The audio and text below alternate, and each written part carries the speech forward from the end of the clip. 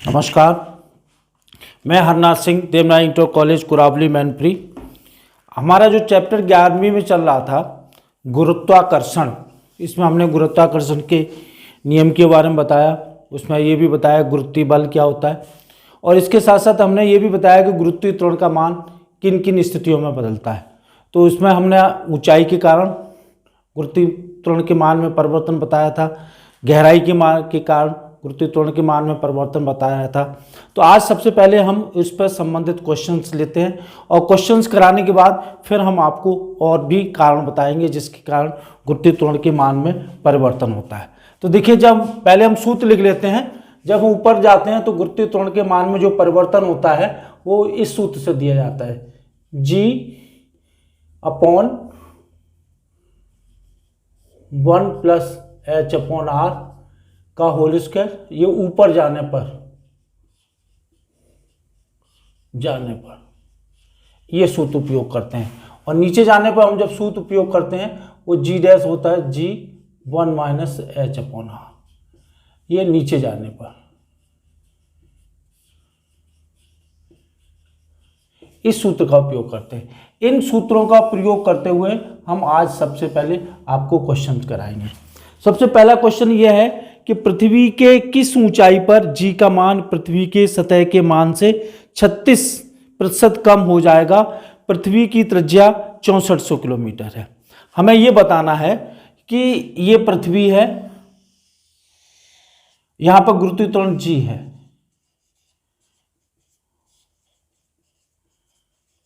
और हमें यह बताना है कि कितनी ऊंचाई पर गुरुत्वीय त्वरण का मान G माइनस G का 36% हो जाएगा। इसकी त्रिज्या दी हुई है R दी हुई है त्रिज्या 6400 kilometre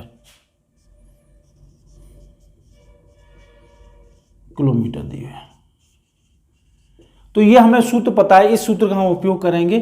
G dash equal to G upon 1 plus H upon R का होल स्क्वायर, और इसको हम लिख लेंगे G माइनस G का 36% बराबर G अपॉन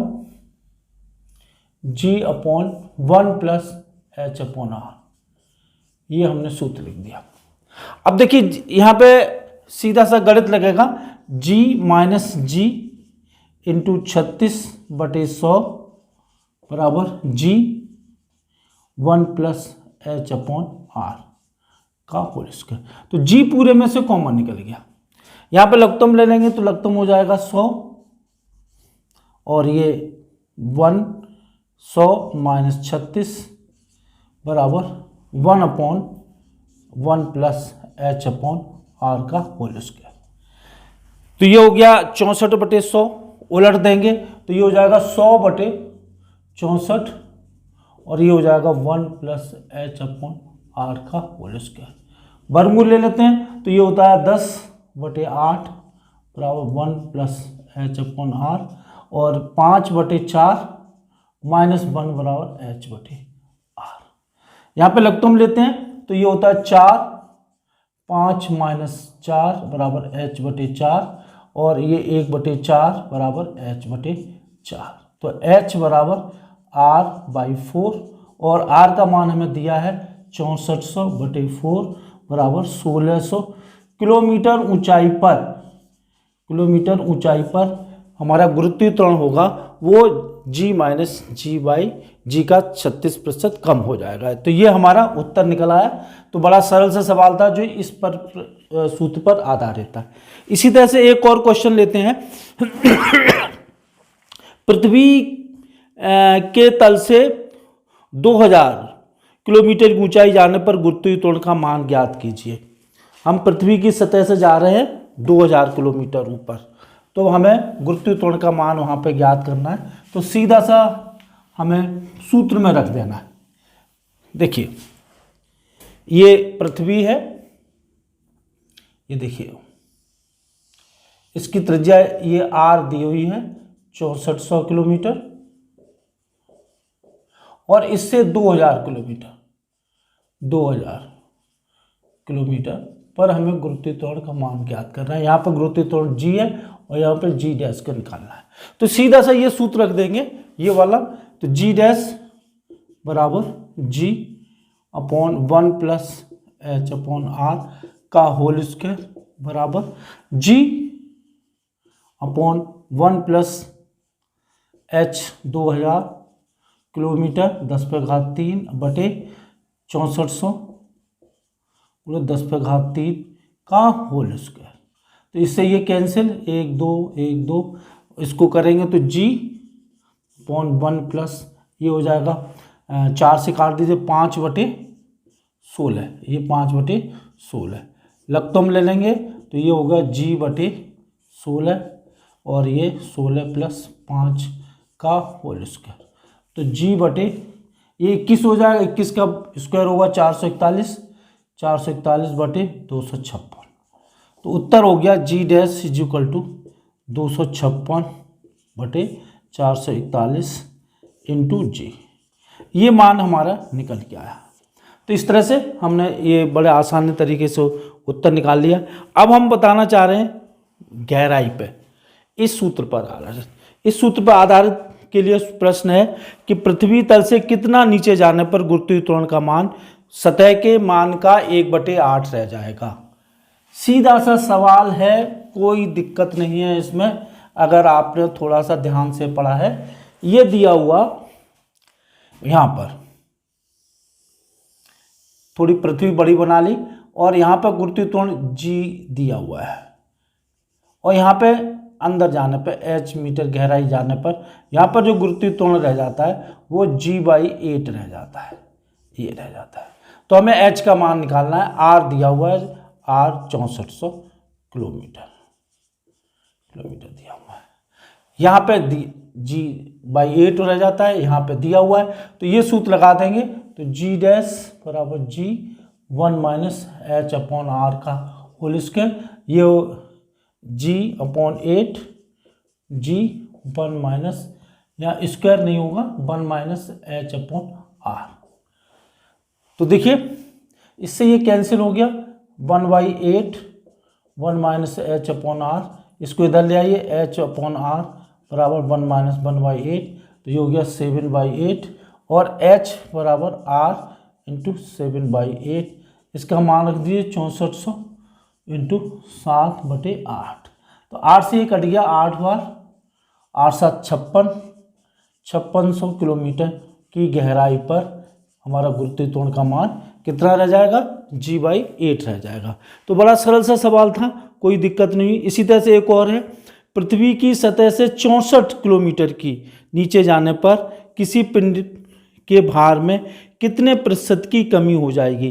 पृथ्वी की त्रिज्या 64 किलोमीटर है, 6400 किलोमीटर है। बड़ा अच्छा सवाल है, इसको भी इसी सूत्र से हमें करना होगा। हमें ये यहाँ दिया हुआ है, h दिया हुआ है, h कितना दिया हुआ है, 64 किलोमीटर, h बराबर 64 किलोमीटर। तो हमें प्रतिशत कमी निकालनी है, delta g upon g into 100, ये निकालना है। तो देखिए हमारा सूत्र क्या दिया है यहाँ पे, g dash is equal to g 1 minus h upon r। पहले इसको रख लेते हैं कितना मान आता है। देखिए g dash is equal to g minus g h upon r, और इसको आप इधर ले आइए तो g dash minus g h upon r और g माइनस g डैश बराबर जी एच अपॉन आर, और ये हो गया डेल्टा जी। डेल्टा जी गुरुत्वीय त्वरण में परिवर्तन बराबर जी एच अपॉन आर और डेल्टा जी अपॉन जी बराबर एच अपॉन आर। और प्रतिशत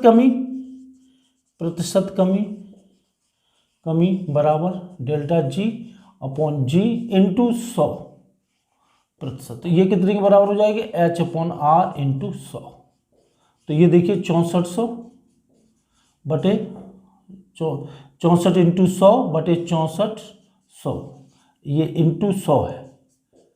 तो इससे ये कैंसिल हो गया, इससे ये कैंसिल हो गया, अर्थात 1% की कमी हो जाएगी। यहाँ से पृथ्वी की सतह से नीचे जाएंगे तो 1% की कमी हो जाएगी। तो इस तरह से हमने कुछ सवाल दिए, कुछ आपको हम होमवर्क में भी देंगे। अब आता है, मैं बताना चाहूँगा कि पृथ्वी के आकार के कारण, अभी तक हम क्या मान के चल रहे थे, अभी तक हम ये मान के चल रहे थे कि पृथ्वी जो है वो हमारी गोल है, बल्कि वास्तव में ऐसा नहीं है, क्योंकि पृथ्वी अपने अक्ष पर चक्रण भी कर रही है, तो इस वजह से पृथ्वी गोल ना हो करके कुछ चपटी हुई है, उसका वास्तविक आकार इस टाइप से है। तो ये जो परिवर्तन है, जी के मान में जो परिवर्तन है वो हमारा है आकार के कारण। तो देखिए इस तरह से, देखिए ये अभी तक हम मान के यूं चल रहे थे, पृथ्वी गोलाकार है, ये गोलाकार, यस, इस तरह से, ये यहां पे ये त्रिज्या आर, लेकिन वास्तव में ऐसा नहीं है, वास्तव में इस तरह से है, ये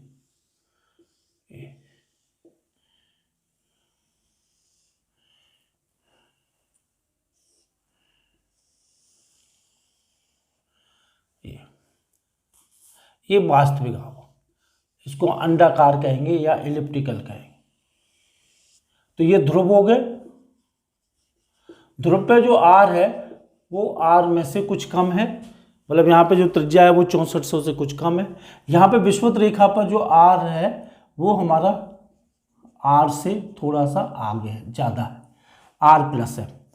आर प्लस कितना है वो हमें नहीं बताना, बस हमें जो बताना है कि यहाँ पर त्रिज्या, विषुवत रेखा पर त्रिज्या ज़्यादा है, ध्रुवों पर कम है। और आपको पता है कि जी समानुपाती होता है 1/r², क्योंकि सूत्र ये होता है जी इक्वल टू GM/r²। तो इस वजह से यहाँ पर जो जी का मान होगा वो कम होगा, कम, और यहाँ पे जी का मान अधिक होगा। या ये कहें कि जब हम विषुवत रेखा से ध्रुव की ओर जाएंगे तो जी का मान बढ़ेगा, यहाँ पे सबसे कम, यहाँ पे सबसे अधिक। तो ये तो जो हो गया वो आकार के कारण हो गया, जी के मान में परिवर्तन। अब मैं आपको बताना चाहूँगा कि पृथ्वी अपने अक्ष पर घूर्णन गति भी करती है, तो घूर्णन गति के कारण भी जी के मान में परिवर्तन होगा। वो किस तरह से परिवर्तन होगा वो भी आप देख लीजिए। देखिए ये पृथ्वी है इस तरफ से, और ये अपने अक्ष पर ओमेगा कोणीय वेग से घूम रही है, और इस पर कोई भी पिंड रखा हुआ है, ये भी कोणीय वेग से घूम रहा है, पिंड m, ये इस तरह से। तो देखिए इसकी त्रिज्या ये हुई r, कैपिटल R, और ये स्मॉल r। ये अगर थीटा है, थीटा नहीं, इसको फाई ले लीजिए, फाई है तो ये भी फाई होगा, फाई होगा। तो इस पर अपकेंद्री बल लगेगा, इस पर, और बाहर की तरफ लगेगा अपकेंद्री बल, अपकेंद्री बल। अब देखिए इसका एक घटक इधर की तरफ होगा, उसका मान कितना होगा, ये m/r। इसका एक घटक इधर की तरफ होगा, ये कोण फाई होगा, तो ये होगा m/r cos फाई, ये होगा। तो ये इसके चारों तरफ चक्कर लगा रहा है, तो जो इधर की तरफ कितना लगेगा, इसमें लगेगा mg। तो इस तरह से हम इसमें देखेंगे कि जो हमारा मान होगा वो इसके गुरुत्वीय त्वरण के मान को क्या करेगा, कम करेगा। तो ये जो गुरुत्वीय त्वरण के मान में जो परिवर्तन मैं बताना चाह रहा हूँ वो घूर्णन गति के कारण बताना चाह रहा हूँ, ठीक है। तो इसको हम लैम्डा भी लिख सकते हैं, लैम्डा, ये भी लैम्डा हो गया। तो गुरुत्वीय त्वरण, इसको पहले हम बाहर, इसका भार, आभासी भार बराबर वास्तविक भार माइनस अपकेंद्री बल का घटक, अपकेंद्री बल का घटक जो इसको कमजोर करेगा, घटक। तो ये हो गया mg' बराबर mg minus m omega square r cos lambda. इसको फाई को हम लैम्डा भी बोल देते हैं, ठीक है। अब देखो यहाँ पे आर कितना होगा, एम तो कॉमन निकल जाएगा, ये निकल गया, तो g dash is equal to g minus omega square r cos lambda. अब देखो ये r upon capital r upon capital r बराबर कॉस लैम्डा, तो ये हो गया आर बराबर कैपिटल आर कॉस लैम्डा, तो जी डैश बराबर जी माइनस ओमेगा स्क्वायर और ये r cos lambda into cos lambda, तो जी डैश बराबर g minus omega square r cos square lambda, ये सूत्र निकल के आया। अब देखिए पहले हम लेते हैं ध्रुवों पर लैम्डा बराबर 90, लैम्डा बराबर 90 होगा तो जी डैश कितना होगा, जी डैश बराबर g minus omega square r cos square 90, cos square 90 की वैल्यू कितनी होगी 0, तो इस वजह से हमारा जी डैश बराबर g minus omega square are. इसी तरह से हमारी इसमें विषुवत रेखा पर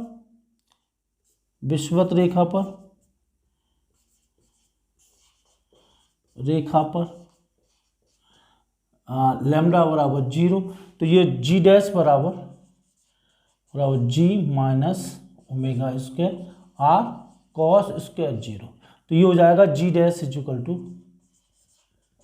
जी माइनस ये 90 है तो ये तो 0 हो जाएगा, ये तो 0 होगा और ये हो जाएगा जी माइनस ओमेगा स्क्वायर आर। तो इस तरह से ये सबसे कम होगा, ये कम होगा और ये अधिक होगा,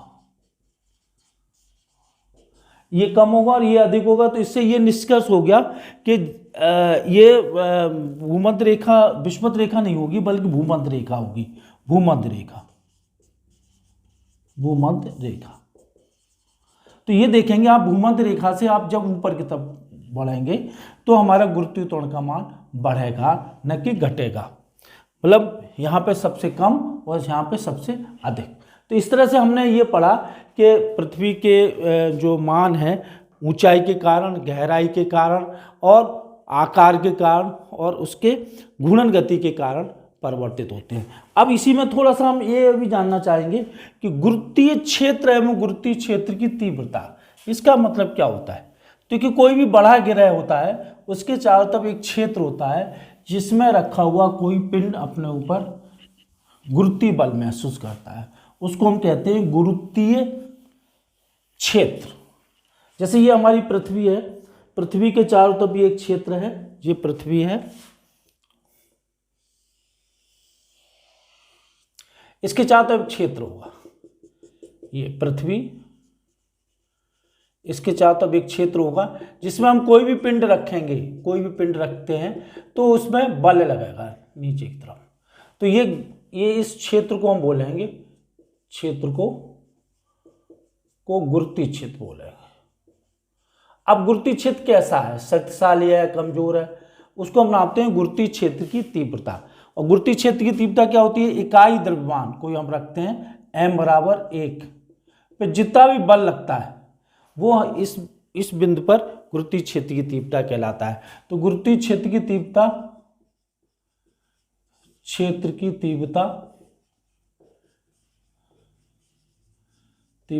I बराबर जी इस तरह से F अपॉन एम, इसका मात्रक होगा न्यूटन प्रति किलोग्राम और विमीय सूत्र वही होगा जो विमीय सूत्र वही होगा जो गुरुत्वीय त्वरण का होता है, अर्थात L T-1 और ये एक कैसी राशि है, यह एक सदिश राशि है,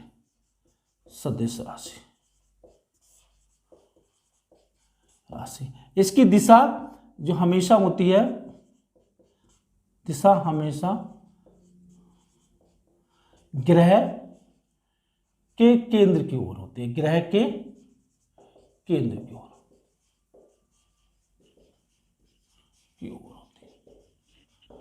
ठीक है, तो इस तरह से हमने गुरुत्वीय क्षेत्र की तीव्रता के बारे में पढ़ लिया और इसका हमने संबंधित सूत्र भी लिख लिया। और ये भी जान लीजिए अगर हम यहाँ पे कोई मान रखते हैं F बराबर हमें क्या होता है, F बराबर GMM अपॉन आर स्क्वायर होता है। F अपॉन एम क्या हो जाएगा, F अपॉन एम हो जाएगा GM अपॉन आर स्क्वायर, और ये क्या हो गया, ये I हो गया। तो एक सूत्र ये भी होता है F अपॉन एम बराबर GM बटे आर स्क्वायर। तो इस तरह से मात्रक इसका वही होता है न्यूटन पर केजी। तो ये इस तरह से हम गुरुत्वीय क्षेत्र की तीव्रता और गुरुत्वीय क्षेत्र के बारे में पढ़ा। तो बच्चों आज आपने बहुत कुछ पढ़ा।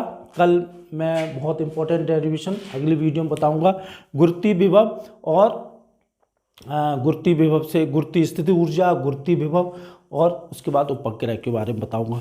तो इससे संबंधित मैं आपको वो भी दे रहा हूँ न्यूमेरिकल्स, वो न्यूमेरिकल्स भी कर लीजिए, और पिछले जो फॉर्मूले पढ़े उन पे भी मैं आपको न्यूमेरिकल्स का, मैं समझता हूँ कि ये आपको समझ में आया होगा। मेरी भी को आप शेयर करें, सब्सक्राइब करें, जिससे कि हिंदी भाषी जो बच्चे हैं उनको फिजिक्स अच्छी तरह से समझ में आ जाए। धन्यवाद।